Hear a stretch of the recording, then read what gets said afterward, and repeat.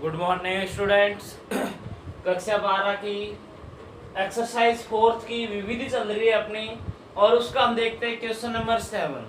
Question number 7 है, यदि omega इकाई का घनमूल हो तो सारणिक 1 omega power 4 omega 8 omega 4 omega 8 1 omega 8 1 omega 4 का मान ज्ञात कीजिए। यानी कि इस सारणिक का आपको मान ज्ञात करना है, जबकि ये ओमेगा क्या है, इकाई का घनमूल। बेटा आपको सिखाया गया था ओमेगा वाले जो काल्पनिक कॉम्प्लेक्स नंबर जो अपनी एक्सरसाइज आई थी, उसमें आपको बताया गया था कि ओमेगा की पावर 3 इसकी वैल्यू कितनी होती है, 1 होती है, सिखाया गया था।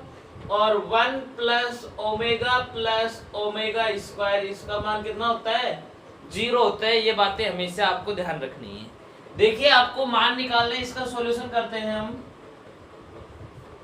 कि आपको वैल्यू निकालनी है 1 omega 4 omega 8 omega 4 omega 8 1 omega 8 1 और ओमेगा 4, इसकी वैल्यू आपको ज्ञात करनी है।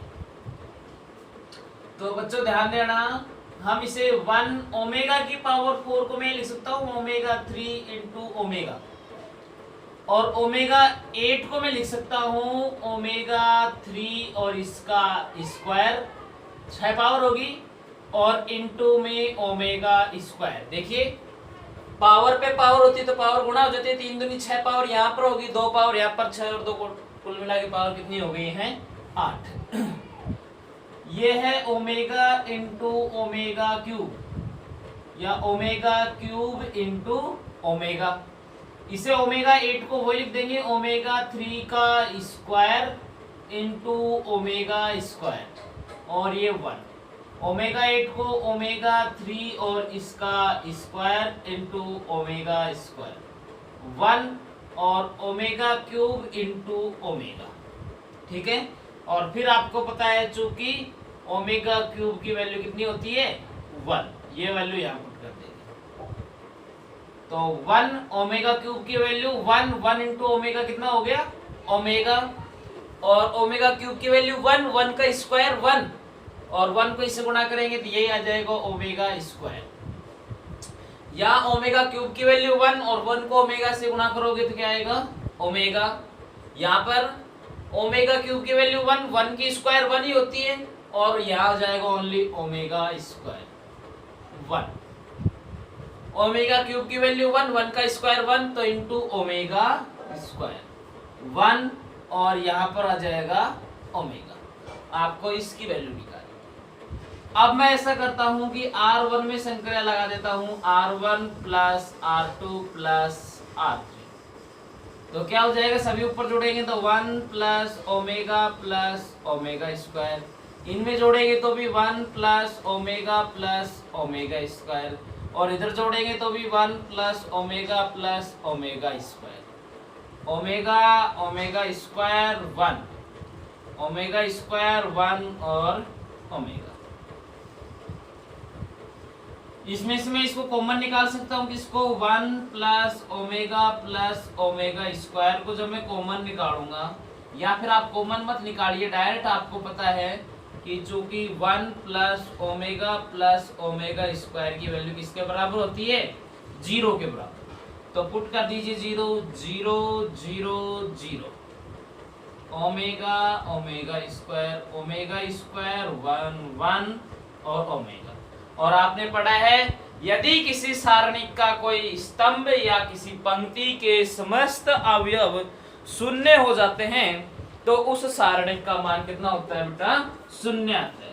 तो 0 आंसर, क्योंकि 0 0 0 तो सारे के सारे अवयव 0 हो जाते हैं, तो उसका मान कितना आता है, 0 ही आता है।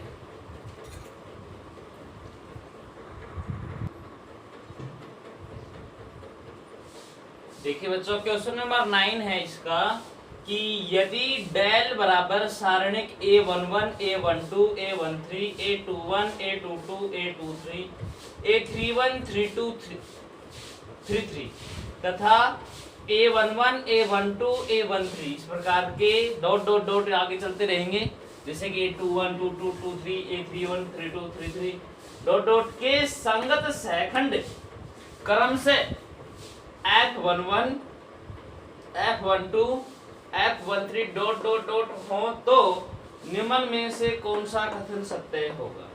यानी कि आपको सारणिक दे रखे हैं, सारणिक के अवयव दे रखे हैं और उन अवयवों के संगत सेकंड भी दे रखे हैं। तो जब भी अवयव हो और उसके संगत सेकंड हो तो निम्न में कौन सा कथन सत्य है, देखते हैं। पहले जो हमने बात पढ़ी है उसके बारे में गौर कीजिए। यदि बेटा आपको संगत अवयवों के संगत ही सेकंड दे रखे हो तो उनका योग डेल के बराबर होता है, और अलग अलग अवयवों के सेकंड दे रखे हो, अलग अलग सेकंड दे रखे हो, यानी कि अवयवों के अलग अलग अवयवों के सेकंड दे रखे हो तो उनका आंसर किसके बराबर होता है, 0 के बराबर होता है। ध्यान रखना, संगत अवयवों के संगत ही सेकंडों से गुणा करके योग कर रखा हो तो डेल के बराबर लाना है, और अलग अलग अवयवों को अलग अलग सेकंडों से गुणा करके योग कर रखा हो तो उनका आंसर किसके बराबर लाना है, आपको 0 के बराबर लाना है। देखते हैं क्या है। A11 A11 F11 A22 F22 A32 F32। देखिए 11 11 22 22 32 32 संगत ही है, इसका संगत सेकंड यही होगा, सेम सेम है ना, इसका संगत सेकंड ये है, इसका संगत सेकंड, इनकी संगत अवयवों को संगत ही सेकंडों से गुणा किया है।